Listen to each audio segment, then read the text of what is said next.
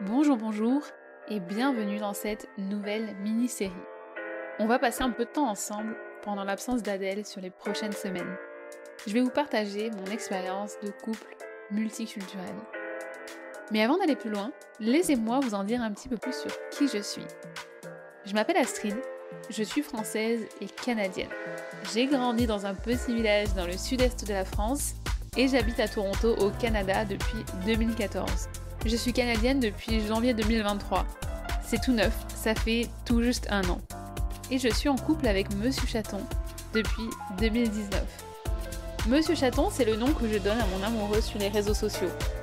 Et Monsieur Chaton vient de Jamaïque, il a grandi au Canada et sa première langue, c'est l'anglais. Ma première langue à moi, c'est le français. Mais on a tous les deux appris la langue de l'autre. Alors oui, moi j'ai appris sa langue, mais c'était pas pour lui. C'était pour me débrouiller dans cette grande ville qui est Toronto et qui est majoritairement anglophone. C'est d'ailleurs pour ça que j'étais venue. J'étais venue un an pour apprendre l'anglais. Le temps est passé, je suis restée. Puis après avoir décidé de rester, j'ai rencontré Monsieur Chaton.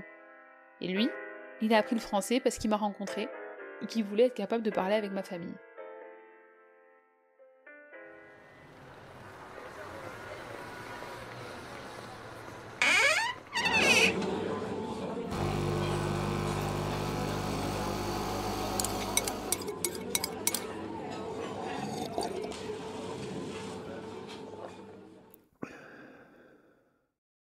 Bonjour et bienvenue dans ce 3e épisode de cette mini-série. On attaque un nouveau chapitre au sujet du couple multiculturel et on va parler cette fois-ci des apprentissages. Comprendre la vie de l'autre au-delà de son histoire, parce que être dans une relation mixte, c'est prendre conscience que notre histoire, notre expérience n'est pas forcément celle de l'autre.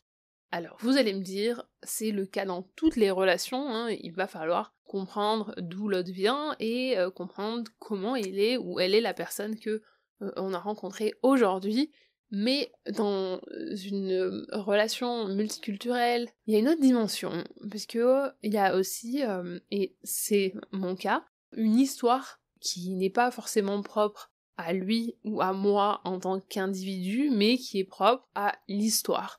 Et c'est important, en fait, de comprendre que ça va affecter beaucoup d'aspects de notre vie et qu'il y a beaucoup de choses qu'on va voir différemment. Et ça, c'est quelque chose que j'ai pas vraiment compris rapidement. Enfin, j'ai pas envie de dire pas rapidement, mais en tout cas, c'est pas quelque chose que j'avais anticipé. Je me rendais pas compte, en tout cas, à quel point on allait avoir des différences qui étaient liées par rapport à l'histoire et pas par rapport à moi en tant que personne ou à lui en tant que personne.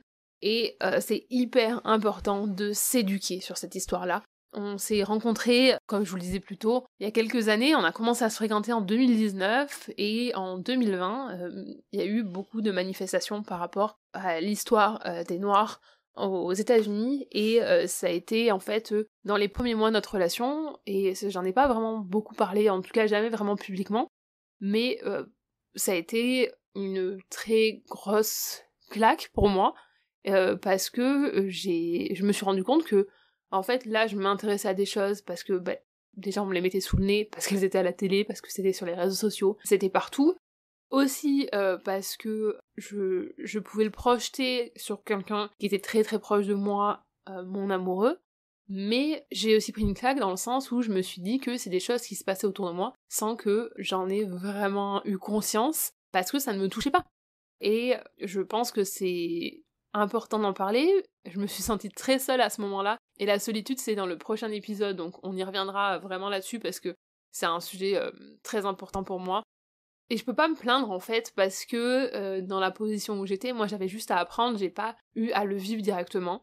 Donc je veux bien qu'on soit clair là-dessus, c'est pas du tout des plaintes, c'est plutôt que il faut que ce soit quelque chose où en fait on en est conscient, parce qu'il faut activement apprendre et s'éduquer sur l'histoire de son partenaire pour devenir un allié, pour devenir un ou une meilleure partenaire aux côtés de la personne qu'on aime et avec qui on veut grandir et évoluer. Et c'est à nous en fait de faire les démarches Et donc moi j'ai fait beaucoup de recherches, j'ai regardé beaucoup de vidéos. YouTube c'est vraiment une source inépuisable d'éducation, d'aller voir des témoignages. J'ai vu des témoignages de couples mixtes aussi, j'ai vu des témoignages de personnes noires qui racontaient certains des traumas et justement qui expliquaient en fait comment les choses qui s'étaient passées peut-être il y a longtemps ou peut-être pas directement envers eux en tant que personne, pouvaient quand même les atteindre. Et ça, c'est des choses qui sont très très importantes à comprendre, parce que non seulement c'était pour moi et pour respecter mon partenaire, mais comme je disais plus tôt, c'était aussi une façon de devenir un allié, et ça m'a permis de pouvoir aussi éduquer les gens autour de moi. Donc, je sais qu'on a commencé là vraiment sur un sujet qui est beaucoup plus difficile, mais c'est pas quelque chose qu'on peut éviter, et c'est pas quelque chose qu'on... et c'est quelque chose dont il faut avoir conscience, parce que c'est ça qui va vous permettre d'être mieux préparé à vivre la vie ensemble, c'est d'être conscient que on a des expériences qui sont différentes, et que c'est pas des sujets qu'on va éviter, hein, moi on en a beaucoup parlé, et comme je vous disais, c'était en 2020, donc il y avait aussi beaucoup de matériel à ce sujet-là, on pouvait trouver beaucoup d'informations et beaucoup plus. Et tous ces échanges, toutes ces recherches, ça m'a vraiment permis de comprendre ce qu'étaient mes privilèges en fait. Et donc on doit faire un travail sur soi-même. Si je peux vous recommander un livre, c'est Conversation with a Black Man d'Emmanuel Acho, qui est un ancien joueur de NFL, donc de football américain, et qui a en 2020 beaucoup partagé en fait, a été très vocal sur ses réseaux sociaux par rapport au racisme, par rapport aux privilèges justement, par rapport à la relation à l'histoire. Il a posté une série de vidéos sur YouTube aussi, qui sont très intéressantes, que je peux vous recommander, et il a sorti un livre que j'ai acheté il y a quelques mois, et c'est très intéressant. Vous avez d'autres livres, vous avez d'autres ressources, vous pouvez m'envoyer un message sur Instagram, je vous enverrai une liste si vous voulez, parce que je vais pas faire toute la liste ici, mais c'est très très important en fait de connaître l'histoire, et on en parlera aussi plus tard, d'ailleurs dans le dernier épisode, mais c'est important aussi parce que si vous envisagez d'avoir une famille ensemble, c'est quelque chose qui va faire partie aussi de l'histoire de vos enfants, donc c'est très important de vous-même connaître cette partie-là en fait, pour être capable de les soutenir du mieux que vous pouvez. Tout ça bien sûr en gardant l'esprit ouvert et sans jugement, parce que on a tendance, c'est l'être humain, hein, de juger ce qu'on ne connaît pas parce que on le voit par rapport à son point de vue, et sans forcément trop essayer de se mettre à la place de l'autre, parce que c'est beaucoup plus confortable d'être dans ses propres chaussures, et que ça pique un petit peu et ça secoue quand on essaye de se mettre à la place des autres.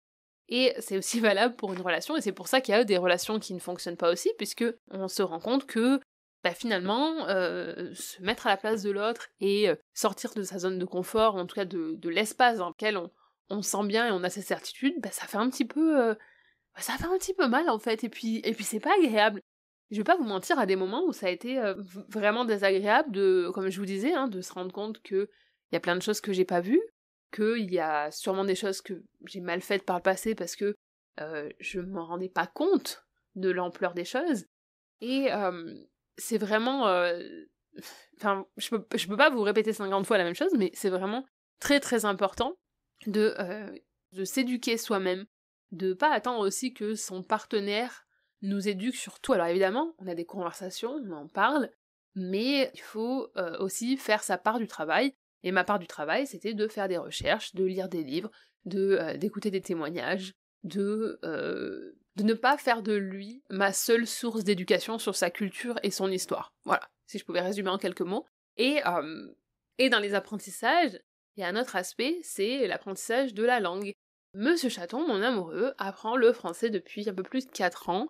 Si vous voulez l'entendre parler français, on a posté une vidéo il y a pas très très longtemps, en début d'année, sur notre couple justement, multiculturel, et il parle un petit peu français. Il est très timide face à la caméra, mais si vous voulez voir un petit peu comment ça se passe, c'est pour lui, et il l'a dit dans la vidéo d'ailleurs, c'est une marque de respect pour ma famille, et c'est sa façon en fait de leur montrer que il les respecte et qui veut pouvoir être intégré à leur vie, puisque il fait sa vie avec moi et que eux sont importants pour moi et que moi je suis le centre et la raison pour les uns d'apprendre le français, pour les autres de réviser leur anglais et d'apprendre l'anglais, puisque ma famille s'est remis aussi à l'anglais pour pouvoir communiquer avec lui.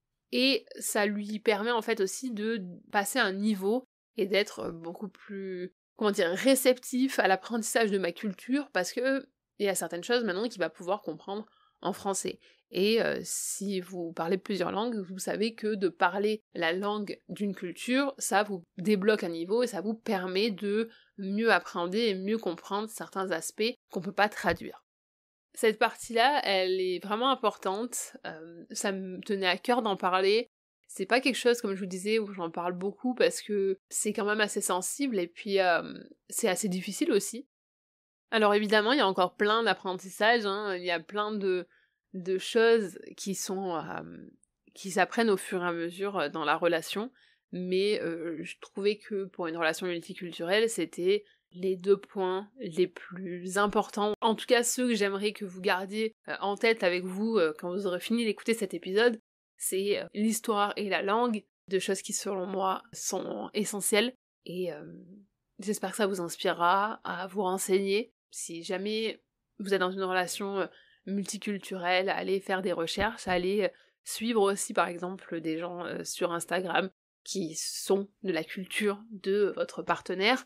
Moi j'ai commencé à suivre des gens en Jamaïque par exemple pour avoir de la matière en fait, pour avoir des idées de quoi chercher, parce que je trouve aussi que en les ayant sur les réseaux sociaux, vous allez avoir en fait des informations qui vont être apportées sous vos yeux de manière organique, et ça va s'ajouter en fait aux recherches actives que vous allez faire, et ça va vous permettre de toujours avoir quelque chose sous le nez et de vous donner des petites graines que vous pouvez vous aller planter, creuser, tout ça, enfin... Je pars toujours dans mes images de jardinage quand je veux parler d'idées comme ça, quand je veux parler de projets ou de choses qui vont grandir. J'ai toujours cette image de graines. Donc c'est exactement la même chose, c'est que tout ce que vous allez voir, ça va être des petites graines que vous allez planter et vous allez de plus en plus à l'aise avec la culture, avec les références.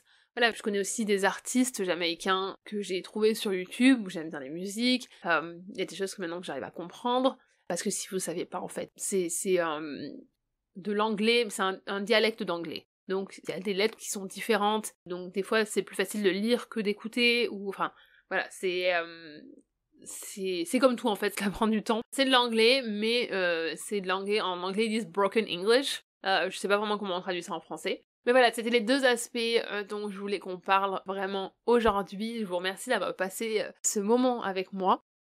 La prochaine fois, on parlera de la solitude qui vient parfois avec le manque de modèles et de représentation. Je vous rappelle que vous pouvez vous abonner au podcast Frenchy autour du monde pour ne pas louper les prochains épisodes. Je vous rappelle aussi que vous pouvez me retrouver sur Instagram, sur YouTube ou sur mon blog sous le nom Fringinto, F-R-I-N-G-I-N-T-O.